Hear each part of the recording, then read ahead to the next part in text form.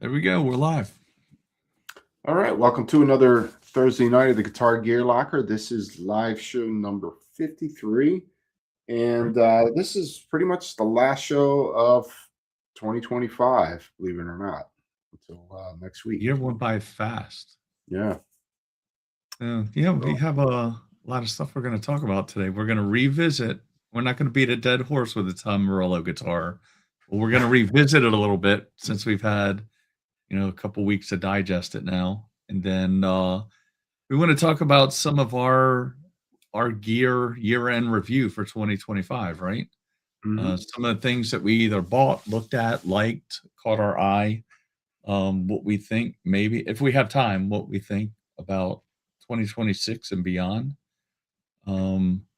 Couple new guitar blunders that we've had here lately through the shop and that we know about, things like that.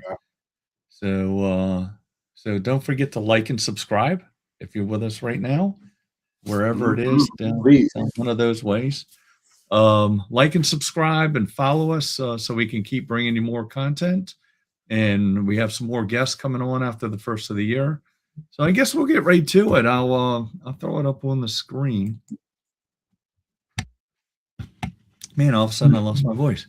So the Tom Morello guitar. So first of all, we talked a little bit about like the foundation of the guitar. It seems like, it's made by Fenders, it has EMGs in it, had good hardware and all that kind of stuff. But I think, well, I know I did, you kind of get caught up into the story, and it caught me live last week with so it's a hammer and sickle, but it looks to be the Russian flag. So I found it odd, and I don't really care. So I'm going to start with that. I don't care. Put whatever you want on your guitar. Put whatever you want on your t-shirt, your bumper sticker. I literally don't care. I think everybody should be able to do whatever you want.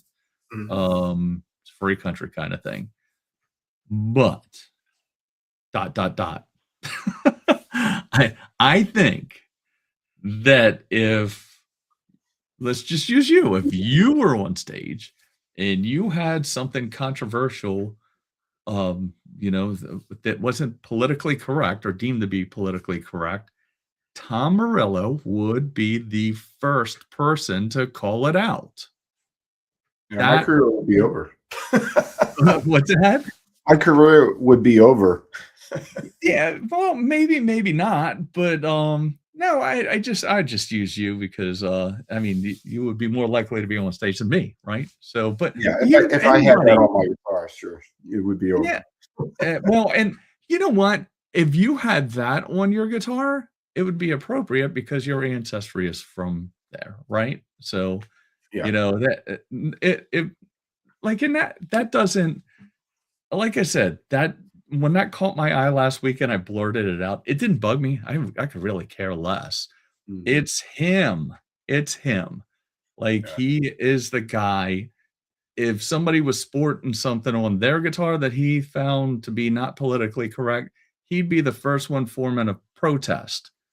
So, and he has shown that. So going into it a little more, because somebody zinged me. They were completely wrong about my views in the comments, which I don't care. Whatever. I have thick skin, man. I spent a long time in the fire department. I can pretty much take anything anybody says. And I've lived with this big head and face for my entire life. I have thick skin. So let's see. Want to chat? Yes, somebody. The Real Goose Plays. Want to chat? Is it? So now that we have the different aspect, again, we have, if you notice on YouTube, there's a phone orientation and there is a television or computer screen orientation. So you'll see two feeds. So you're going to see people pop in the comments that wouldn't typically be here. Probably aren't guitar people. So anyways, so I kind of dug into a little bit because I have one thing. So, if you looked on the post by Fender when they posted the guitar, I thought it was odd. You kind of look at people's reactions. You could sit and read the comments. All the comments are just controversial. I'm just really surprised how controversial this guitar is and how it's really struck a nerve with a lot of people. But the funny part is when you can't read all the comments. There's just too many. But if you go by just the reaction, there's 59 hearts, 377 likes, and then 1.3 laughs. So, I mean, everybody's like, this has got to be a joke, right?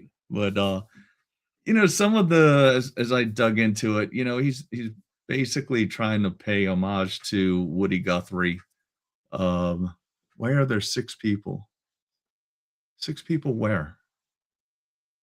I don't Why know. is there 6 people? I don't know. I don't see any people, do you? So we talking about this piece of junk again. We're not going to talk about it long, but Yeah. we're doing it for a reason. So I think so, Evan. I'm curious to get your 6 in the live stream. No, there's 18. There's not 6. Um, so what I'm curious is, do we think that this is going to be a collector and like worth money, or is it just going to be a junk pile that everybody's going to spray paint and then make something else, make their own guitar? Because like I said, the guitar, like there's some good parts in the foundation of that thing. Oh my God, are we going to talk about this piece of junk again? Yeah, I wouldn't buy it. What's that? I said I wouldn't buy it, I definitely wouldn't buy it. I wouldn't buy it, but I think that in letting it fester for another week, and it even festered, with comments and stuff that the people said to us. You kind of dig into it, and you're like, why does he have a Russian flag? And he goes, well, it's not a Russian flag; it's the hammer and sickle, which it is. And he said it's not for the Soviet Union. The hammer and sickle represents the working class power and anti-corporate politics, not support for the Soviet Union. And then he goes into like anti-capitalism and all that. Now, and some of the things that I've looked at, he said a portion of the proceeds is going to go to, different charities or whatever. You don't know if that's the entire portion or some of the portion or what. So, I mean, maybe he's being cool about it and donating everything to charity. Who knows? But Yeah. and you know what? And who cares if he's not? If he's pocketing all the money, I don't care. Whatever. Yeah. Just admit you're a capitalist then. Yeah. Right? Just admit money's important to you. That's all I say. Sure. No. But anyways, let's see. Let me pop over. Tom Morello admits that the guitar plays like crap. Right. Well, but I think in all fairness, like I'm trying to be fair because I don't personally like him. Whatever. He's probably a good person, but he has some weird takes on stuff. I think his fans will buy it, but I don't think it's going to be some historic piece in the long run. Yeah, I don't either. Yeah. So back to our Carlton 5150. Yeah, I saw that interview and he said the guitar played like crap, but I think that was the first one because it was just a hodgepodge of junk parts, is what he was saying. But this one we went over. I'm not gonna go over it again this week. We'll just talk about it for a second and move on. But like when we dug into it, it has a good, I think that's a Godot Floyd type bridge on it. They were Godot tuners, so it has some decent. Yeah, What's that? you can't beat Godot. So Right. I mean, it had some solid parts on it, so it's probably a good. I think everybody just got kind of hung up in the the personality and the irony behind it with him, him being him and anti-capitalist, but he's okay with putting this out. I'm just surprised. I'm surprised it's gotten as much attention as it has. That's why I brought it up again this week. Let's see. I would hope that they would do components otherwise with. Oh yeah, definitely. And I think they did. We went over it. Evan, I know you don't want to go over it again this week. You saw it last week. But yeah, I mean, they look like good solid components. His first one was junk. I don't know if it's worth, and not 7 right. That's where I was just getting ready to go. Yeah, I mean, it's basically a parts caster. Yeah, you could build one for like 600. You could get a Warmoth. What's it? Warmoth parts, and Yeah, a really nice guitar. Right, exactly. Oh man, I bet you that was loud. Hold on, let me let me hit some. People are hitting my phone. They're not used to us doing this on Monday nights. Everybody stays away on Thursday. So yeah, I mean, we talked about it this weekend. We saw a lot of comments. We laughed about most of them. You know, not comments on ours, but just comments in general on the internet. We kind of chuckled during the week about it. What's that? The comments on Fender's Facebook was pretty brutal. Oh my God. I mean, if you want to go over a couple, it's funny because even if you put it into like Chat GPT and stuff like that, so it comes up with, you know, some of the controversy things. But I did want to touch on one thing before we go away from, but there's one comment said, arm the toneless. Instead of arm the homeless, Yeah, arm the toneless. I thought that was pretty funny. But here's the part. So one of the main things I wanted to bring up, I almost forgot about, and I'll read it. So there's a disclaimer at the bottom of this website here that I'm showing up on the screen right there. We are capitalizing on a communist and anti-capitalist symbol. Oh, is that the disclaimer? Oh no, that's not the disclaimer. Where is it? You would have to. Let me see if. So there's a disclaimer at the bottom of this.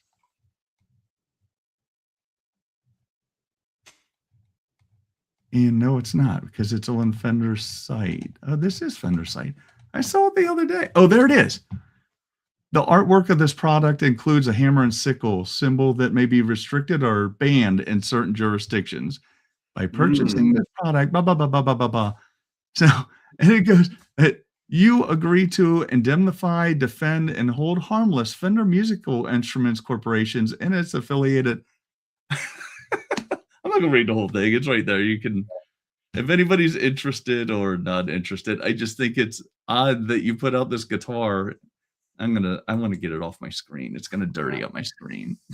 Just being there. Seen enough of that guitar. Yeah, we've seen enough. But I think that's, so after I read down to the disclaimer, that when we talked about it, that's why I really wanted to talk about it, because we didn't hit on that. I didn't know there was a disclaimer. It's like, why would a guitar company put out a guitar that they have to put a disclaimer on?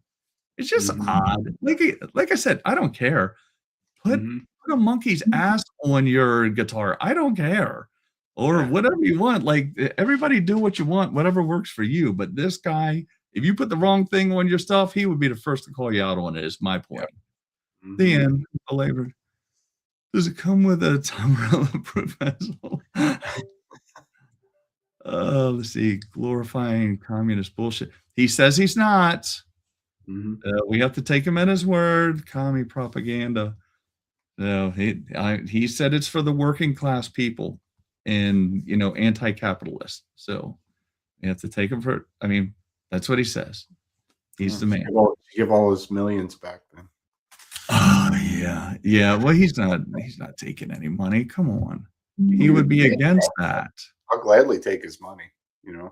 Yeah, right. Yeah, I'm not throwing stones. Like, I'm all about it. I'm all about it. Just own it. Like, if you're gonna make money and you already have $1 million bazillion dollars, make money, make more money. Who cares?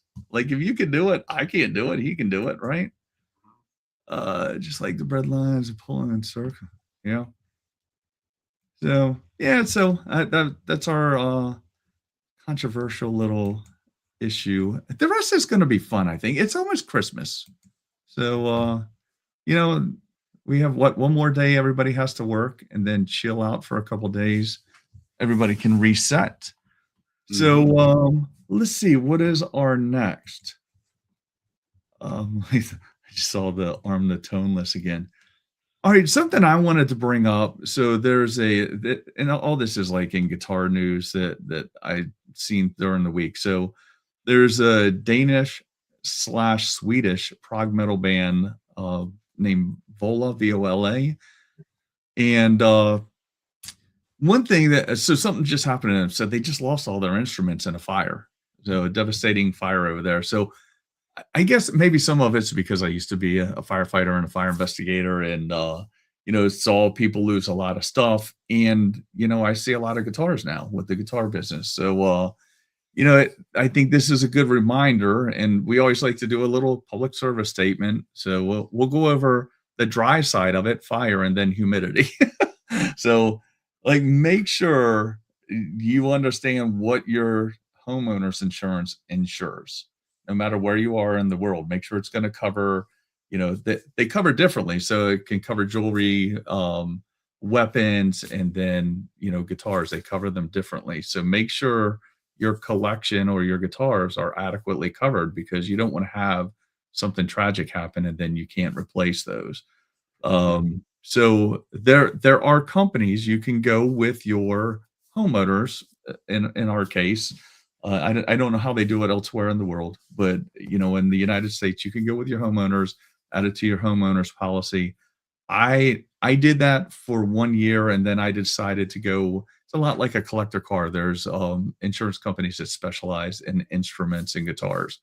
So, your insurance company may look at it like, if you have an old guitar, they just may say it's an old guitar, it's not worth anything. So, you run that risk. Same with collector cars.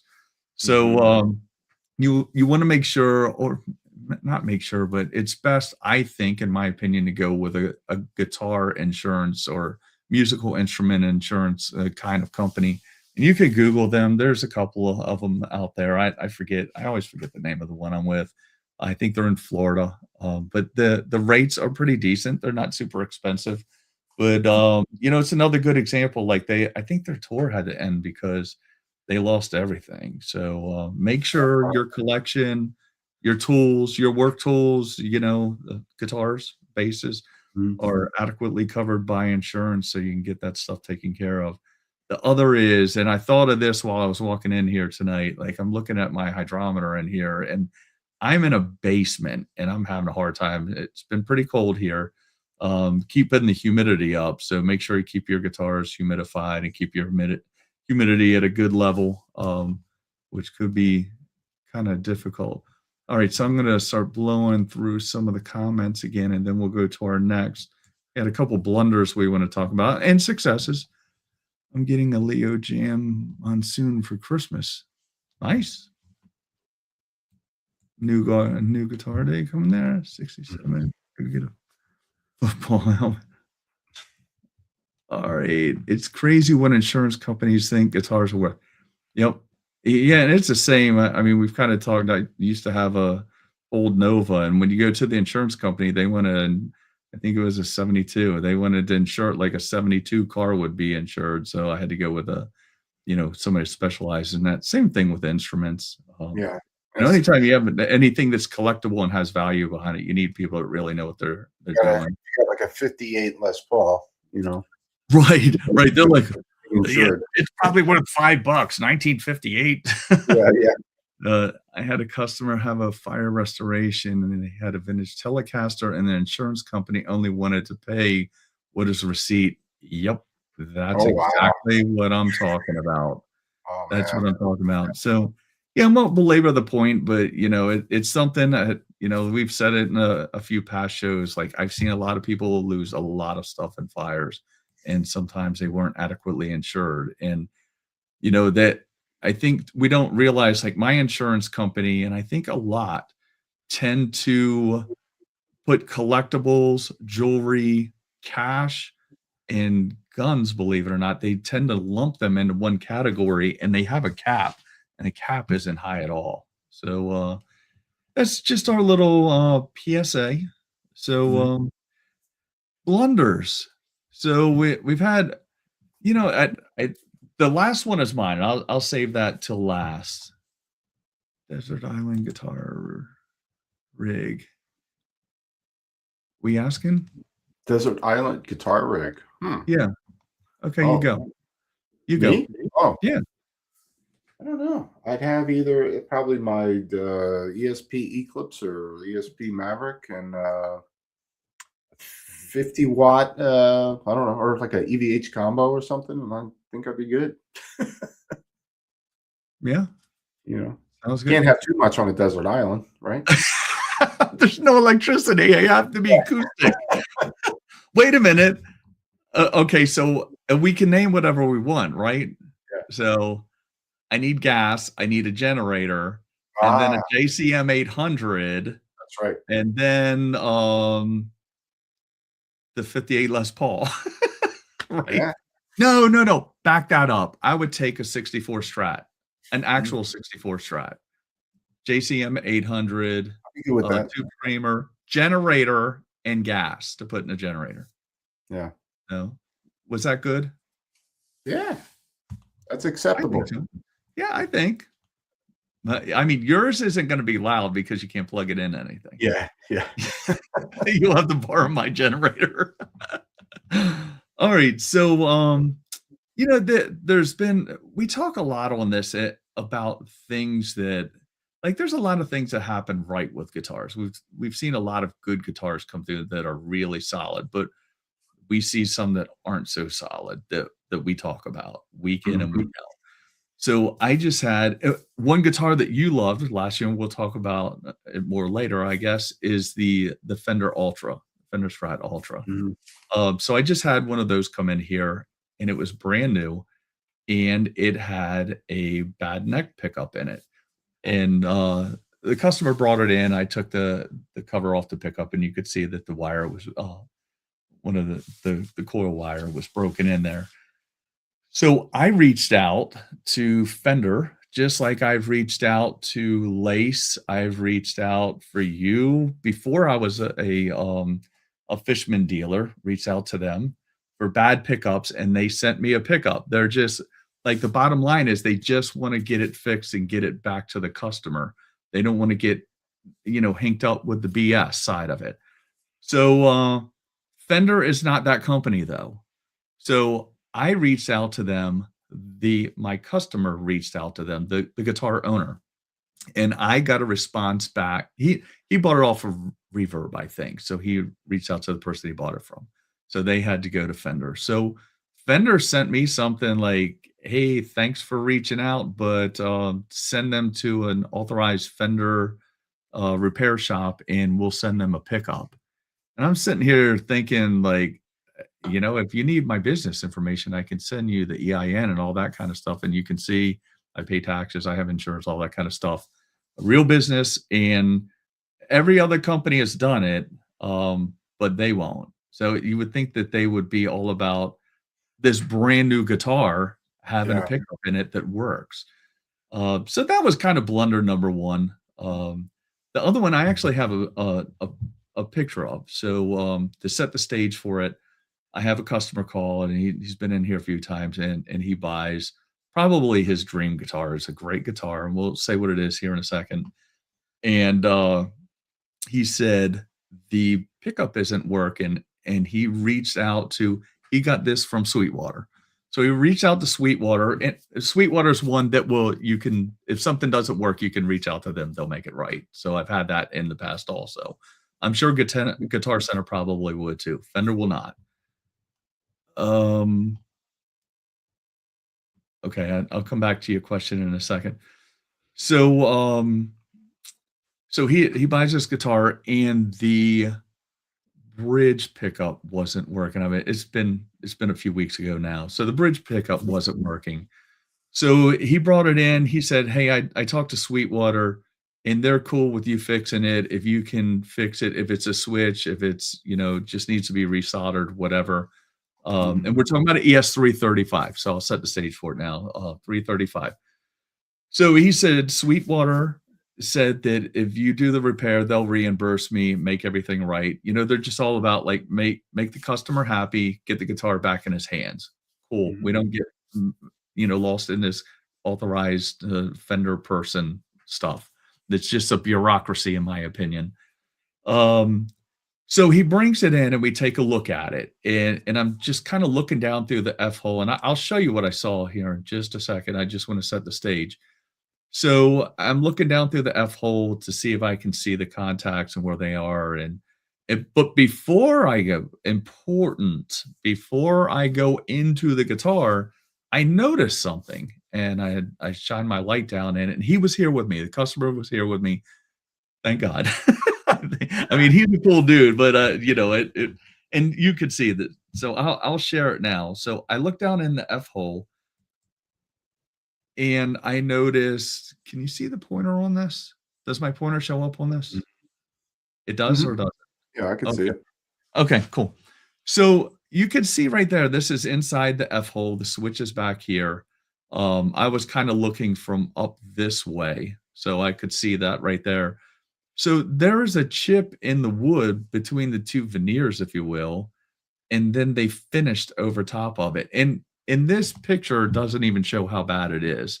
Because it was hard for him to get down in there, I'm sure. He took this picture and sent it to me.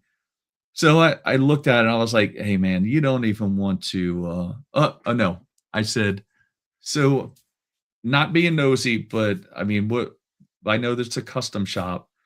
How much are we talking on this?" Because then you figure out like, is this something you can live with or not? Uh, Mhm. this was a very, very, very expensive guitar. I'll leave it at that. It was over 5, by a little bit. Well, Mhm. more than a little bit. So expensive guitar. So I looked at him, I was like, "Hey, this is brand new. It's a very expensive guitar. I don't care if the pickup works or not. Send it back. Call them because, I mean, you have this kind of stuff going on in there." And I think what I would be worried about, and you kind of can't tell from the picture, but what I would be worried about is, it hits something in the future, whatever, snags on something, and then it kind of bends that chip over, if you will. And then, you have a big chip out of the wood. Yeah. So he called them the next day and they did ask him if I did it. That's why I was glad he was here. They said, "Hey, when he was down in there," which I never went in there. So they said, "Hey, when he was down in there, could he have chipped it?" But you can see that there's stain over top of it. So it happened before they finished it. So he said, "Nope, I was standing right there with him, watching him, and we never went in that." So he texted me and we went back and forth a couple times, and I was like, he had when he looked at this, he had his eye on the one above this. Oh, Murphy Lab. So this was a custom shop. He had his or a custom. He had his eye on a Murphy Lab, but it was a little more expensive. And I was like, "Hey, so when you're talking to them, because of the stuff that went on, like, see if they'll upgrade you." And they did, to their Mhm. credit. Good. So they upgraded it. Mhm. He got, a Murphy Lab guitar. They made it right. So, again, a blunder, not necessarily it wasn't a blunder from Sweetwater, but from Gibson, which, again, we don't hate Gibson. We just seem to bag on them a little bit, but it's not like we're making this stuff up. Mhm. So, yeah, so, I think we mentioned this a couple of weeks ago. That's why we wanna come back to it, and, it works because it's Christmas colors, right? It's red. So, yeah, so this is one. The, so the last one involved me, and I think the reason I brought those 2 up in the conversations that we've had is because it kinda sets the stage. Hold on, let me grab a sip of water. It kinda sets the stage for the next one, which involved me. But before I get to that, let's see. He has a couple this guy's trying to get rescued with that decibel level. There you go. Look, I'm not Gilligan. I'm not hanging out. They had a radio though. The professor had a radio. I'm not Gilligan. I'm not hanging on the island. I'm swimming. That little radio. Or, you should offer like a subscription warranty package. I think all the lines of cars extended warranty. Yeah, well, I don't need any warranties. If he's talking about my Nova, I don't need that. I got rid of that problem. Best day of my life. So, all right. So the next one is me. So, we and a lot of people bag on Guitar Center, and this is a multifaceted blunder. If we want to keep calling it a blunder, so I don't know why we talked about Billy Strings. I've been watching Billy Strings a little bit. I have a Martin guitar, um, but let's talk about my Martin guitar. So I bought it in 2012. No, I bought it in 2014. It's a 2012, and it's just like it's a jumbo. They call it a jumbo. I thought the Dreadnought was a little bit large back then. So I went with the jumbo, liked it a lot, but I always noticed my string height was high and uncomfortable. So, never I got it the best I could, had it set up a couple times. This was before I opened my business. Finally a luthier told me, he was like, "Hey, this guitar needs a neck reset. The neck angle is off on it." So that kind of sets the stage. So I've been dealing with this guitar that has crappy. Now I can cheat it now. I know how to cheat it. I kind of back bow a little bit, which gives me a little bit of a buzz sometimes, depending on what the temperature is upstairs in my house, because that's where it is. But it's just something I've dealt with through the years. So I don't know what hit me, but I was like, you know what? I need to upgrade. I'm going to keep that. And that'll be like, if I want to play on a back deck, I'll use that Martin. But I'm going to upgrade and get a better Martin. So I found a D28 Modern Deluxe Dreadnought that I liked a lot, and went down to our local guitar center. They had one there and played it and liked it. But it had been played a bit in the store. So I ordered one. They ordered one at the store. Very helpful. Transaction went very smooth. Um, and I had even, like, I think I mentioned to you, like, how impressed I was when it got here. Like, even the UPS guy was cool about this. So the UPS guy, my UPS guy is cool. So he knows I'm a guitar business, and he knew it was a guitar.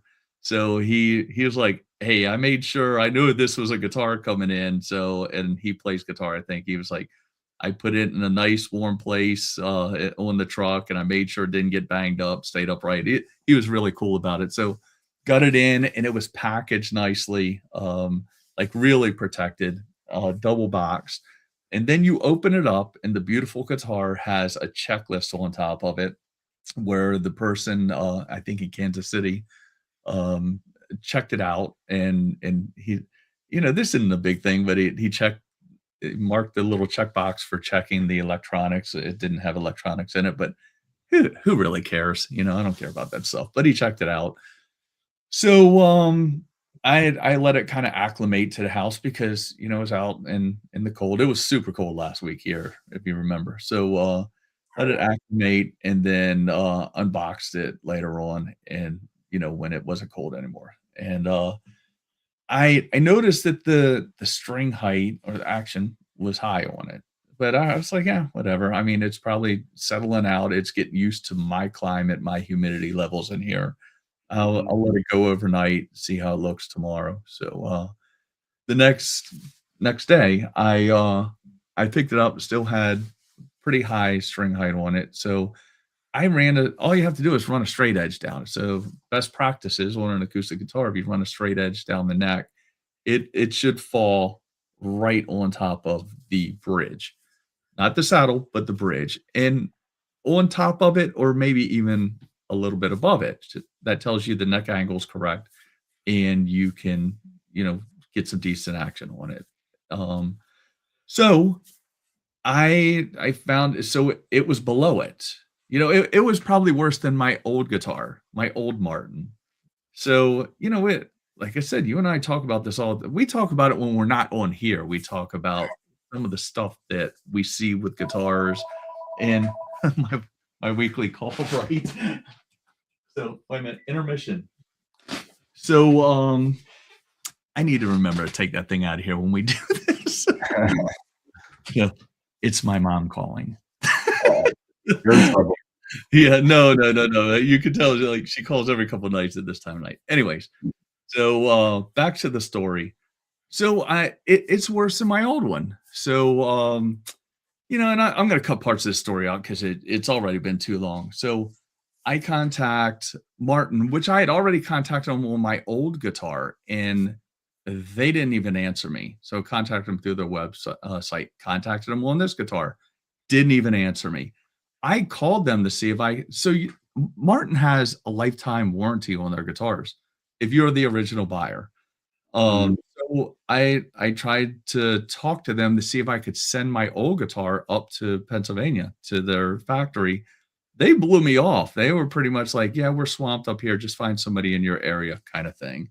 I felt the guy on the phone acted like he didn't want to talk. Is the feeling that I got. So fast forward back to this guitar. So I go down to our local guitar center in Fredericksburg, and they were very nice. Uh, they handled it. We kind of I asked if they could call somebody because nowadays, like Guitar Center is trying to up their game, right? So you can now look and see the individual guitars if you look at the website that are for sale, the weight, and you can even they offer you a video conference call with them if you want to see it through a video Oh, conference. oh wow. Well, and they Yeah. told me this while I was buying it, so I was like, "Well, hell, if they can do all that, then they can certainly lay a straight edge on it and make sure the next one." Because I wanted the guitar. This wasn't like, "I'm gonna take it back because I don't want it, and want something else." I wanted that guitar, so I said, "Maybe you could have them lay a straight edge down it." They could I mean, I'll trust the word. If they say it's straight, it's straight. So, we didn't think we could make that happen. I was like, whatever. I'm just gonna. And they were cool. I was trying to be cool. It's like, okay, I'll just return it. So I returned it. So I'll cut parts out. I reached out to Guitar Center again, like not our Guitar Center here, local, but the main Guitar Center that you will get through the 800 number. And I talked to somebody on there and it seemed like it wasn't a guitar guy. I could be totally wrong, but he said, "Well, I'll send you a quote," because he said, "You can't exchange it, but you can return that one, and I'll send you a quote for another one." So he sent me a quote that was for more money, a lot more money than what I paid for it originally. So it kind of gets in the weeds after that. I kind of like I actually kind of did get my ass up on my shoulders with the way he handled it because I think he was trying to get kind of douchey and like maybe take the sale from the local guy, which I kind of took exception to. Um, so I go back down. This was before I went to the store. So I get down to the store, do all that. I come back that night.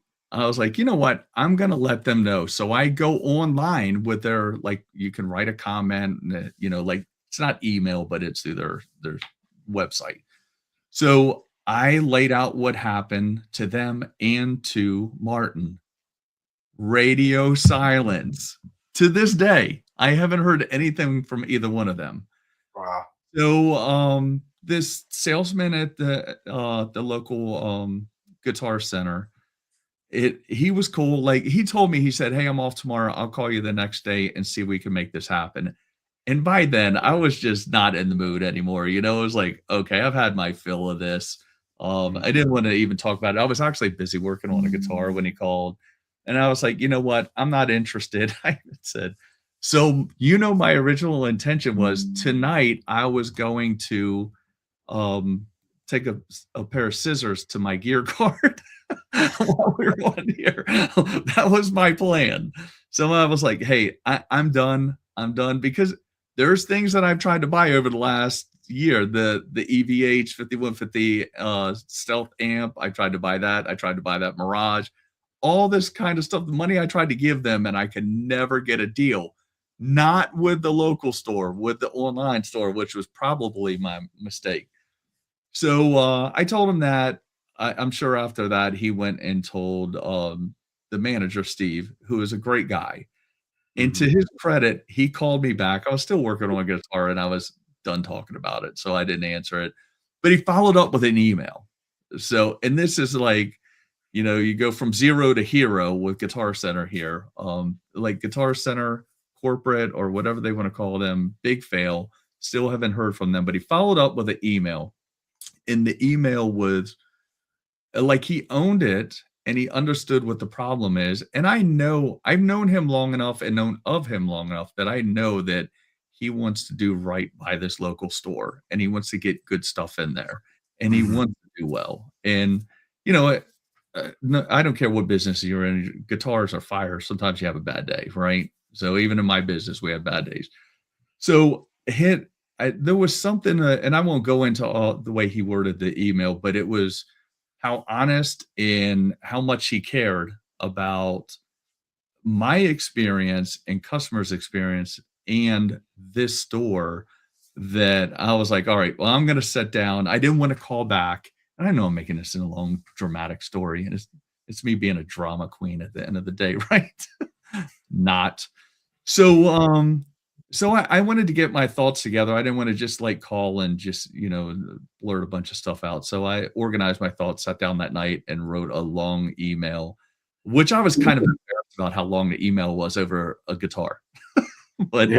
then he wrote me one back that was a little bit longer than mine, which was really cool. I really liked the way he handled it and the professionalism. So, and he said, "Hey, from now on, I want to make sure," and I think he knows I have a business and he wants to make sure. Like I buy a lot of stuff. I buy a lot of stuff personally and for other people's guitars. So, he wanted to make sure it was right and that, we could do business in the future. So, the next day I called him. They had pictures. They laid a straight edge on it. Guitar was great, looks great. I'm sure it's going to play great when it gets here, which tells you I bought it. So, I just can't say enough good things about the way he handled that. And I look forward to working with him in the future. Not really like Guitar Center as a whole has a lot. I think they need to come down and take some lessons from him on how he handled this problem because we hear this week in and week out, both on his podcast and while we're talking and people we talk to, they bag on them a lot, and we do too. We do too. And if you work for them and you care about your job, which I know he does, you take exception to it, and I think he takes it personally, and he wants to make sure that he rights the wrong, and he did in my case. And I ordered the guitar, and it's probably going to be here in a few days. So yeah, so it was. I think these are all blunders that we talk about all the time, and I explained to him why I felt like this, because I don't necessarily know that it's so I could say this. It wouldn't happen if it was Sweetwater. I will say that. But I also don't have a local Sweetwater. So, there's a trade-off. So I have personal contact here in Fredericksburg, where our store is, where I can go and personally deal with them on a professional level. So that's the trade-off. Now, when you go to their corporates, that I think that there's a level up on Sweetwater. Let me show. Evan's probably going to say, "All right, shut up, dumb story." When someone in a music store really loves their job, dealt with so many half-ass salesmen over the years. Yeah. And I can tell you, like, I don't know if Steve will watch this, but when he came to town, he doesn't know this. But when he came to town, people knew him from where he came from, and they were like, "Hey, he wants to bring." He's a big fan of PRS. He wants to bring PRS, and the complaint here was like you can never go in there and find higher end guitars. So he tried to change that, but there were things like it used to be for our.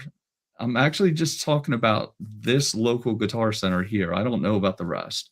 But you could go in there and you knew the people and they were there all the time. They knew you if you went in there frequently and spent money like I did. But then I think COVID happened, and then we all, like I told him, he had a hard time hiring people. We were having a hard time hiring people in the fire department.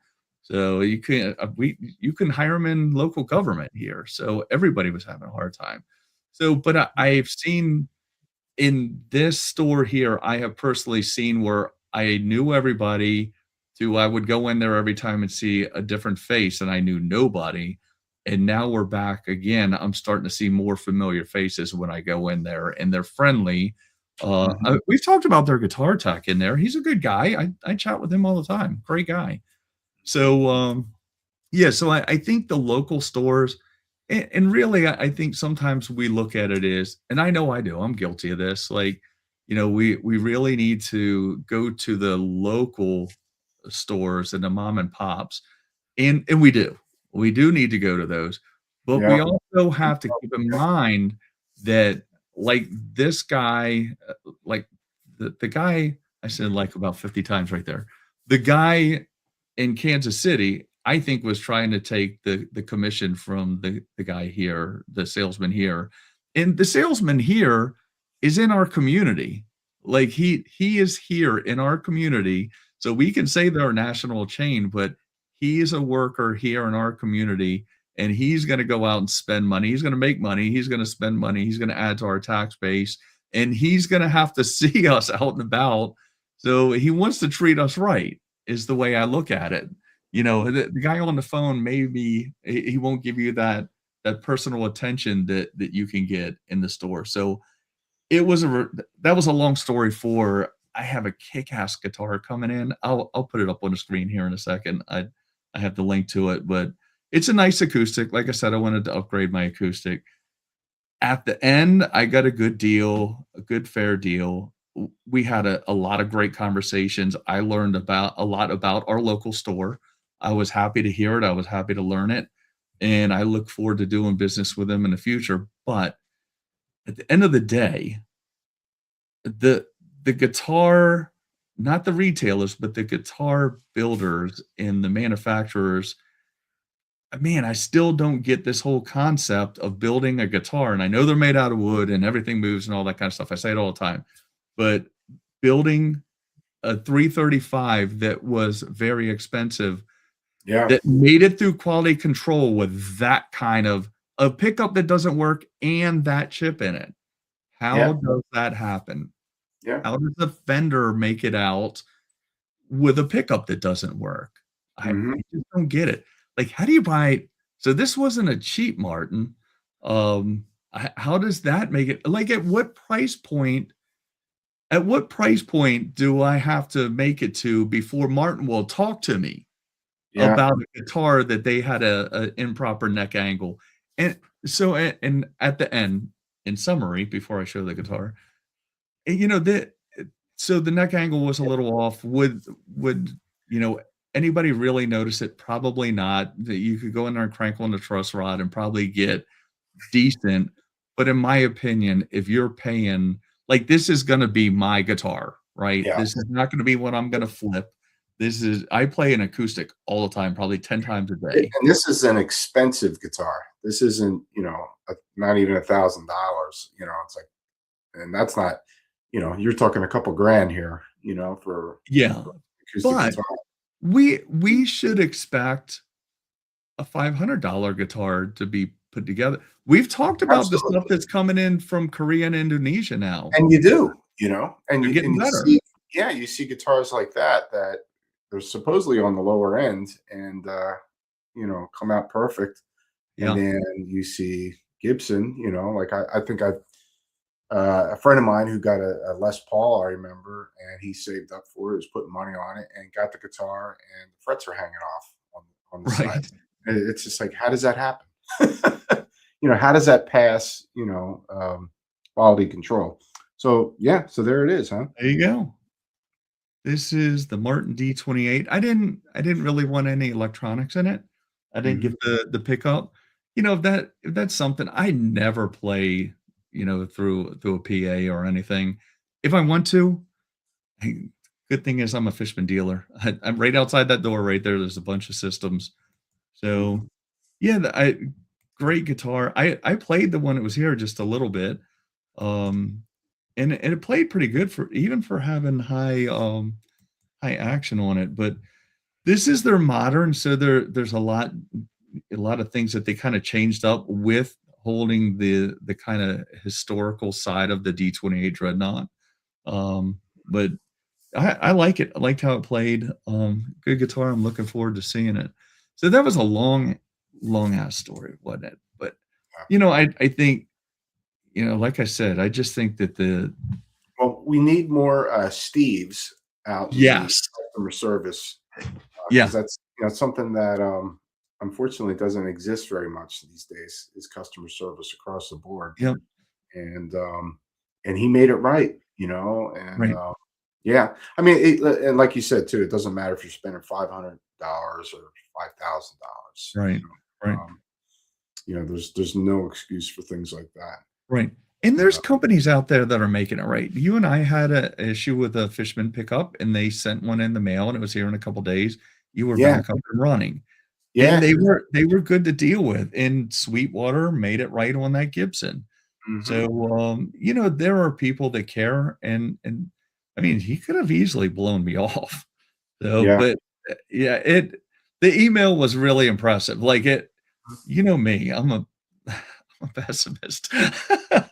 So it takes a lot to make me go like, huh, wow, that was sincere. Because Yeah. usually I think somebody's trying to pull something over on me. Yeah. Yeah. But that's not me. That comes from years of working in public safety. You just get jaded a little bit. Yeah. So anyway, that's enough of that. Steve, if you're watching, thank you again. Um, good guy. He's a credit to his profession. Um, so let's see. Now let's talk about last year, and we wanted to hold it to about an hour. Last year. So you want to go over my hits and misses of last year, Sure. and then we'll go over yours. Mhm. Um, so I made some purchases. We did those on. I mean, we talked about those here. Hell, I think I bought one while we were talking about the NAMM show. The Reverend Kingbolt, which I think is probably the worst guitar I ever bought by a mile. Mm. And I I blame the guy from Reverend that sold me on it while we were watching the NAMM show. Because remember, he said, this thing has a brass block like Vernon Reed, and it has this and it has that. Mhm. And I got it in, and the frets weren't level. The frets were super, super sharp. It had crazy fret sprout on it. So I had to work on it a lot before I even got to play it. It sounded pretty good. Like after I got done, it was decent. But Mhm. then I tried to like everything here with the Floyd, everything that you have with the Floyd, we Mhm. put blocks on all of it. We FU tone all of it. Yeah. So what I know I talked about this for anybody that watched it, it'll be a repeat again. But when I went to put a brass block on that particular Floyd, I wasn't able to get it to seat properly because of the fine tuner adjusters, the little fingers, if you will, that go up underneath of it. So that was a big miss. Alex made me buy an EVH 5150 50 watt. I made them. It's not my fault. I'm sorry. he, so he twisted my arm. Yeah. No, actually, I went over and played his and liked it so much. I felt I needed to have one. Um, so that was a hit. A good amp. Like it a lot. And I have to just chime in here real quick that I played through that amp today at Roger Sass through Oh, his that's right. Les Paul studio with his custom made not PAS, P90s. And Humbucker size wow, P90. yes, and wow, did these P90s sound amazing. Like this is like that guitar was like straight out of Billy Gibbons. Yeah, the Yeah, tone out of that thing is yeah. just amazing. So those pickups sound amazing. So They sound good, but they're kind of ugly. yeah, no, they look great. I love Well, these. that's because you're not OCD like me. If you look like I had to custom make these, so I had to cut the bobbin and have to get all the wire on it. It's a long story, but Mhm. so when if you use the hollow pickup covers, you have to put a piece of material in there.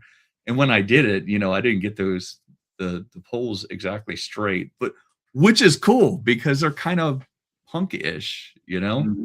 Yeah. So you can tell they're handmade for sure. I think that's the cool part of it. Mhm. So yeah, he was over here jamming earlier. So I find the granite block is way better than a brass on a brass on a Floyd. Almost too much with JB so bright. Granite? Gran- Is that right? Granite, a granite block. Way better than brass on a Not Floyd. granite. Oh, the tombstone. Gotcha. Oh, and Oh, that's better? Really? Okay. huh. We'll be checking that one out. That's good to know. The stone tone. All right. And it's better than brass? How about titanium? So I've tried the titanium and the brass, and maybe a little different. Yeah. maybe. Um, so, but you know what? It was unfair advantage because I put it on that stupid Kingbolt and it wouldn't seat properly. So I had a block on it, but I mean, maybe it wasn't getting all of the tone upgrade it needed. Yeah. Yeah, the may I need you can't afford. Oh, okay, so yeah, the titanium. I wouldn't pay that much either, but they had a killer sale on them one time last year, and I picked one up, and I'm a dealer, so Mhm. um, yeah, so they were selling them pretty cheap. I mean, cheap for titanium last year. Yeah. Yeah. So yeah, I like that. He's like, I can't afford that. Yeah, that's pretty steep for all of us, I think. But they did have a good sale, and I caught it during that. All right, so again on my list, ESP LTD Mirage Deluxe 87 hit. Mhm. I think Yeah. that was a good buy, and especially I put the GravTech, and we need to go over that. We keep Yeah. forgetting, but I picked it up today, but I didn't get a chance to really check it out. yeah, But it sounds we good. put so I put the Fishmans in it, Fishman single, Fishman modern, Mhm. it has a gold bridge in it, so I matched that with the pickups, black single and gold humbucker, and then I put the rechargeable battery in it. So that's kind of a demo guitar, that's why I did that, and the GravTech unlock nut, which I like a lot. I think y'all should try those out unless you like locking down your nut and fiddling with fine tuners. I don't like it. Yeah. And then ta-da! The PRS Modern Eagle V. Mhm. Uh, that I only have only one constructive criticism of that guitar. I love how it plays. I love how it sounds. It can sound pretty stratty. It can sound pretty gnarly. But when I could take a song, I forget what song I was playing, but just the same song. So play it with my R0 Gibson and play the same song with that, and the the notes and the chords don't sustain as long on the PRS as they do on the Les Paul.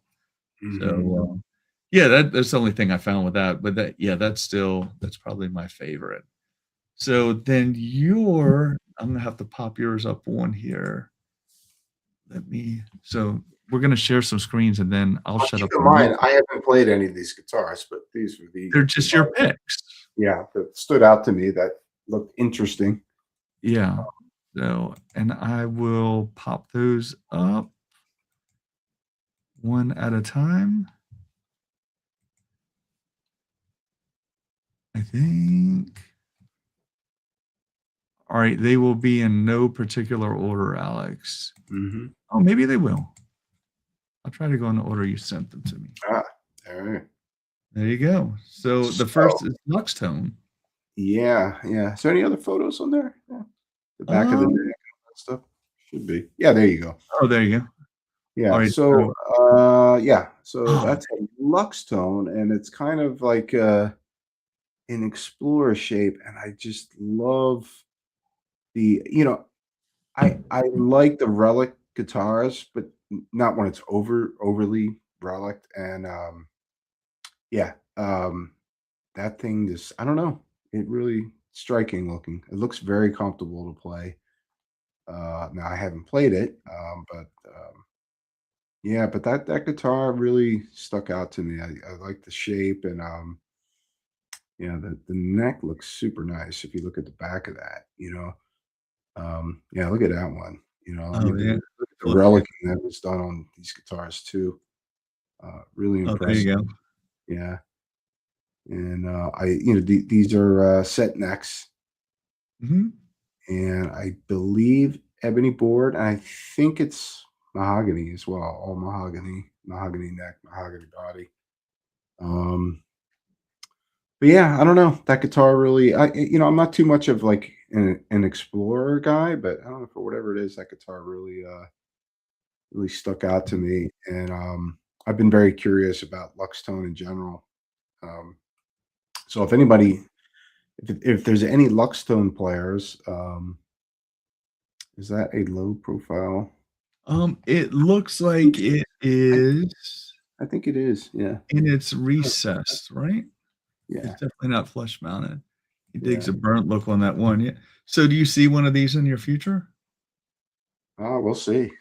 I Well, like that one too. I mean, look at yeah. that. Look at that.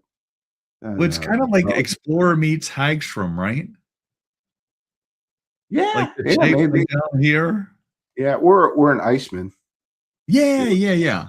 Yeah. Yep, Yeah. that's it. So, Alright, so yeah. we'll go to your next one. My 15 clicks to share a screen.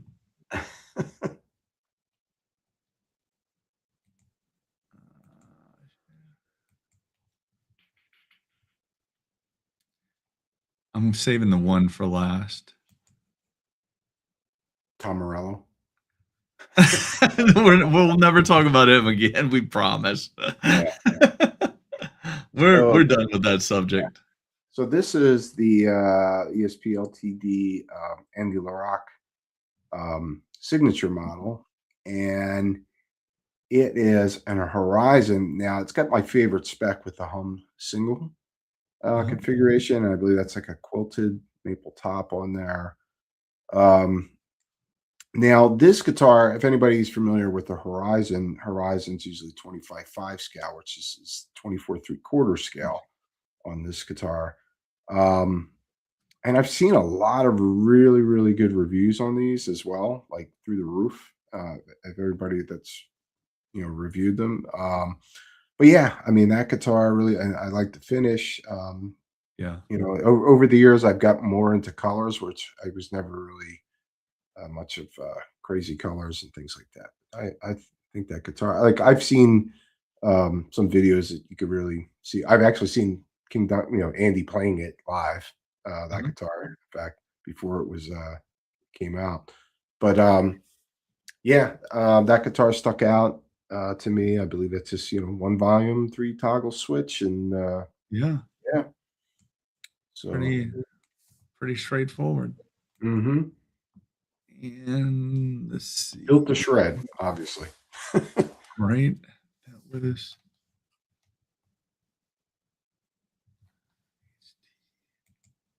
Oh, here we go. Here's the next one. Yeah, and that one, I don't, I've as of lately, I've been playing my old bolt-on guitars, and I've been getting more and more into playing the bolt-on and just the feel of the neck. And that thing, I really like that finish. It's like what do they call it? A Sandblasting. sandblast, yeah. Yeah, and pretty much straightforward. That guitar, it's I believe it's an ash body. Right. One humbucker. You got the hip shot bridge Mhm. and 24 frets, Madagascar, I guess, ebony board, which is 24 frets, and it's a roasted maple neck, one volume, no nonsense. Now they made this guitar, a version of this guitar, I think a few years back, but it was 22 frets and it had a Fishman Classic in there. So this has the Yeah. Fishman Modern. Oh, So okay. I don't know, but that one really stuck out to me. Yeah. You know, it looks like a super comfortable guitar. And I could foresee one of them in my future. Yeah. Yeah. Alright. So Let's that one see. stuck out. Alright, the next one is we've covered all of those.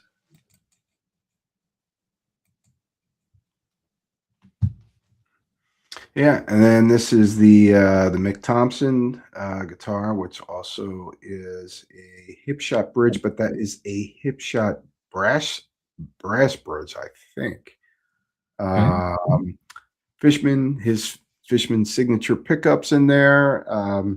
I do like the how the pickups are mounted too. Mhm. It does seem like it does add a little bit more sustain, maybe, to the guitar.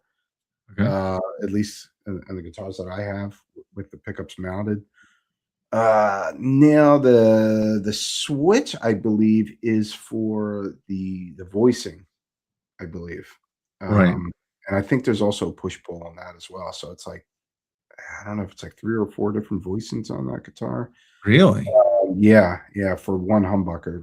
So, but yeah, I think, he's got I don't know if there's a Goto locking tuners or what's on there, but I think for the price point, it looks like it's a really you got all really, like, high-end components on that guitar. I like the finish, Yeah.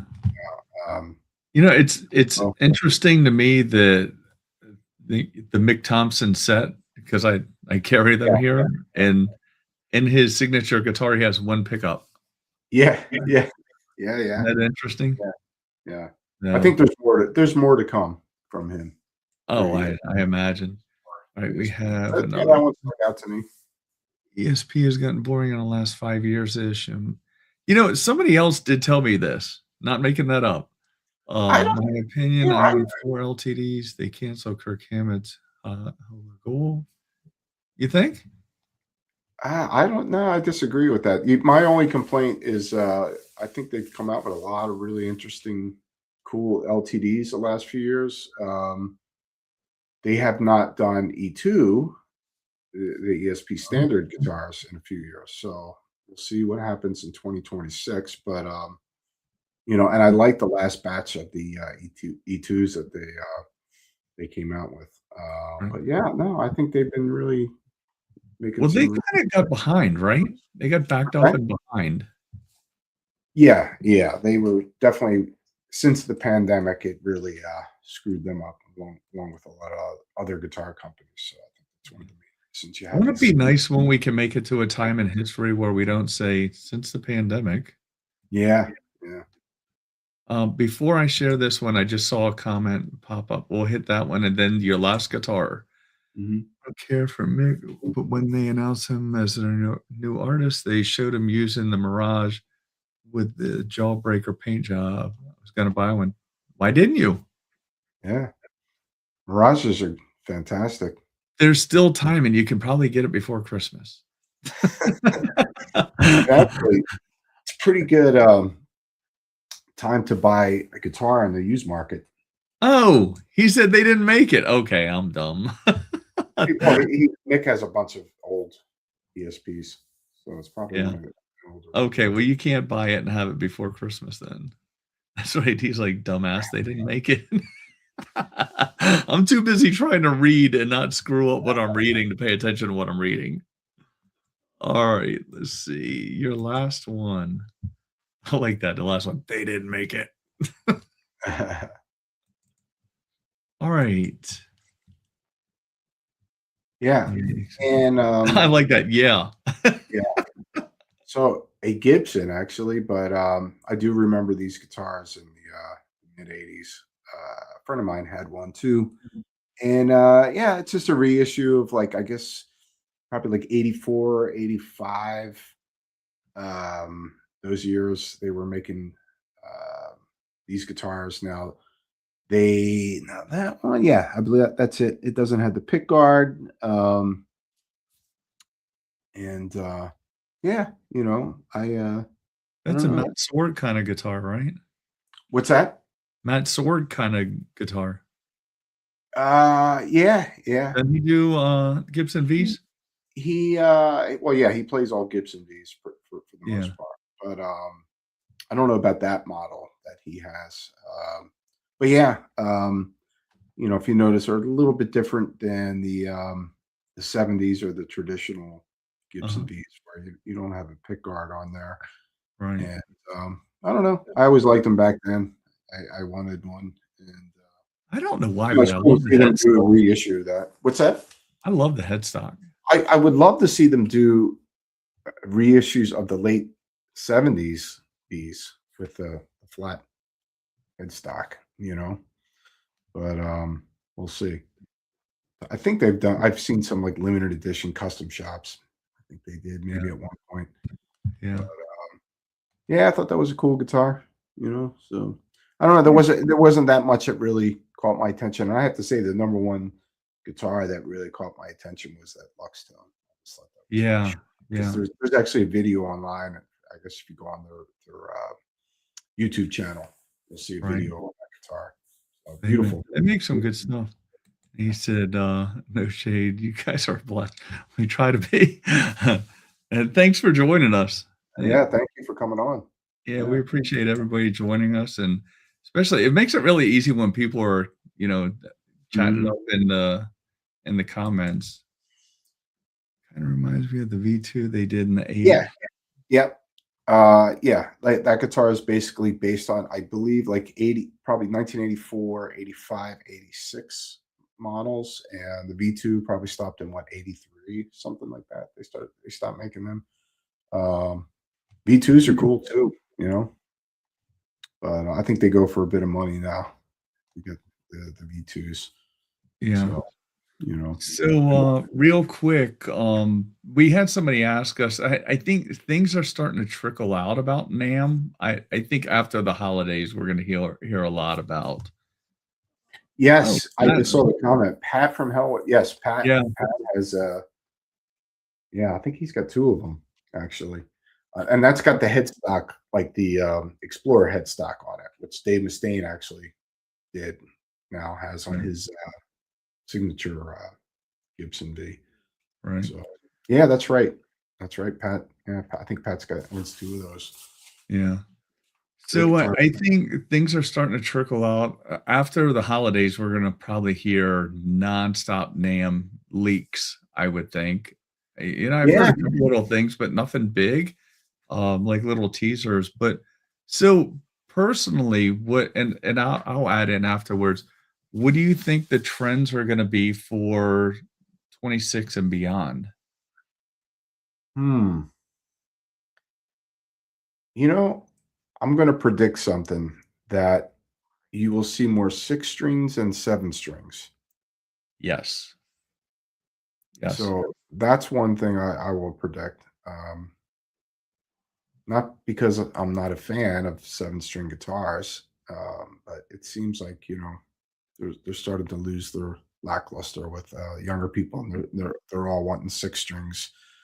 Um, that's one thing I'll say. right. I don't know. How about yourself? So I agree. Um, and only because I see that now. Especially the younger the player nowadays, the more strings, the thicker the strings, and the different tunings. We've Mhm. talked about that a little bit. I think that's going to continue to be a thing. Um, I think the pointy guitars are going to stay strong. Yeah. I think it seems like the But younger but players but even now. traditional guitars are still are resonating with a different type of youthful guitar player. You got players like who you, turned me on to, Billy Strings, right? Billy Yeah, Strings, yeah. I've been watching him, I'm just like, "Wow, this guy is Yeah, amazing." And, and then you have people like, what is his name? Marcus, King, Marcus right? King, yep, yep, Yeah, great player, great guitar player, bluesy country mix kind of vibe, rock and roll mixed in there too, yeah, and just really, really good and real soulful. It's right, it's right, not like a carbon copy, of something. right, Whereas you have a lot of these younger, musicians that just try to copy something, but he's definitely got something special going on. yeah, Um, so yeah, so you have those that the youth that are more you know uh, like more traditional close, style guitars. yeah, to the traditional Yeah, stuff, and it's funny, I was just getting ready to say that when you said it. yeah, and then you have obviously the young metal shred guys and Yeah. stuff, and so I don't know. I I think music. So, I mean, in addition to guitars, like heavier, lower tuning, heavier strings, heavier music. It seems like the younger generation is really into heavy music nowadays.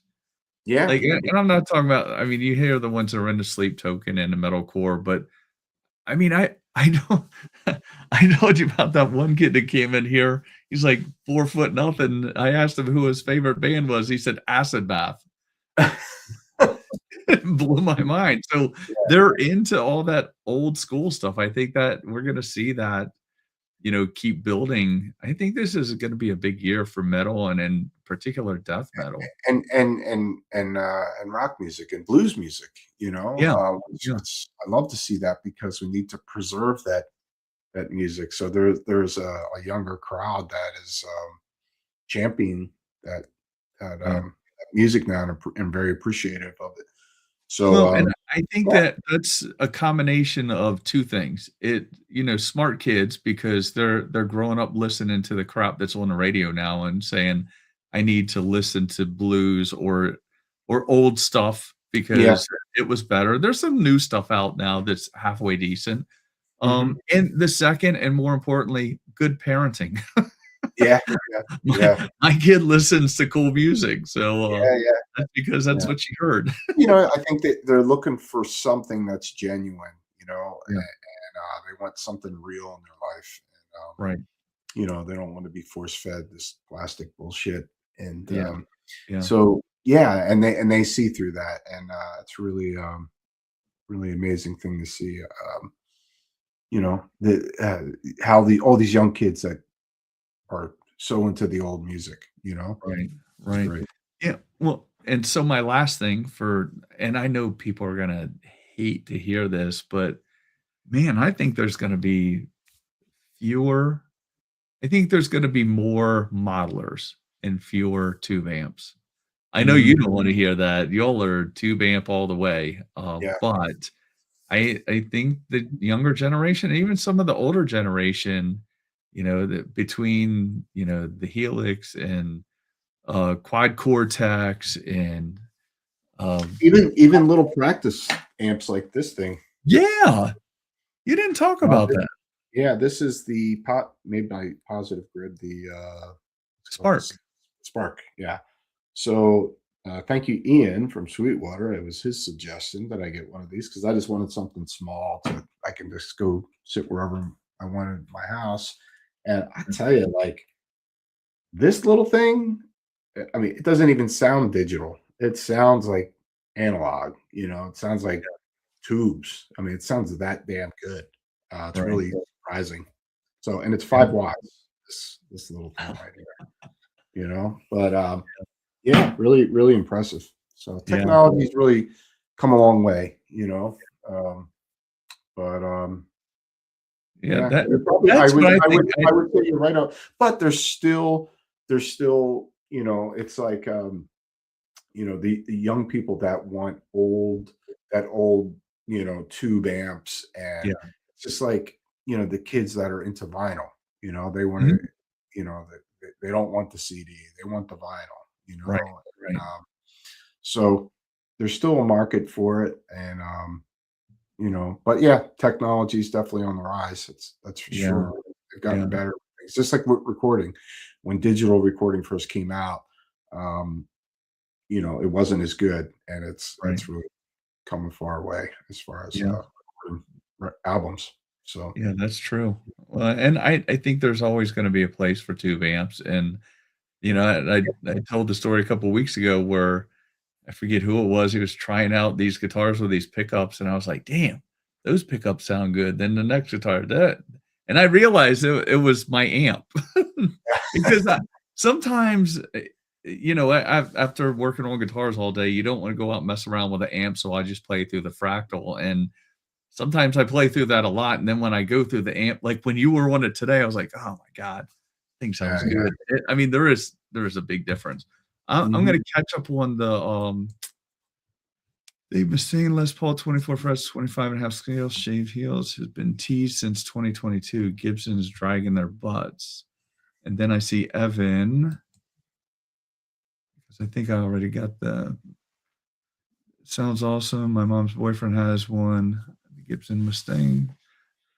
Kicks ass. Gonna play it a little. Oh, yeah, there you go. Enjoy that. Mhm.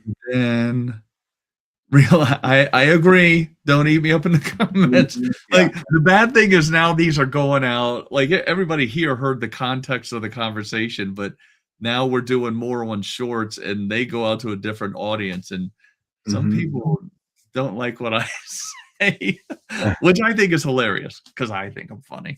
Yeah, I Maybe. would agree with you, Evan. They're not going anywhere. Yeah, and I think, yeah, if they keep it in context, I don't think they're going anywhere either, but the other stuff's getting really good. I'd rather Yeah. see oh, And there's some great solid state amps, no doubt, you know. yeah, and you know what? There's ways of, you hear everybody talking about, tube amps and pushing air and things like that, and there's ways that you can combine those two worlds.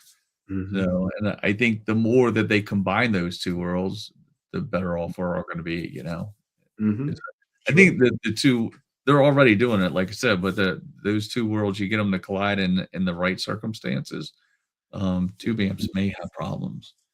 But Yeah. anyways, that I think, that was a lot of info. I mean, I have some, but we'll save it for we may or may not next week. You all tell us. So, we are greetings from Indonesia. Man, Hey, long distance.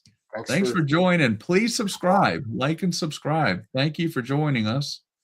We appreciate you. And we talk about Indonesian guitars a lot. Yeah, yeah. I got one right behind me that's a Yeah, fantastic instrument that I've been playing like crazy lately. So, great guitars. yeah. So we have talked, and you all can tell us if we're off base on this. I sometimes the next show would be Christmas. We're gonna skip that. The next one will be New Year's Day, which in my opinion, New Year's Day is probably one of the most boring days of the year. Yeah. So we're gonna talk about it beforehand. We may be back on New Year's Day or New Year's night at Yeah, 9:30 and yeah. knock a show out and just talk about, what Santa Mhm. brought us, Yeah. I guess.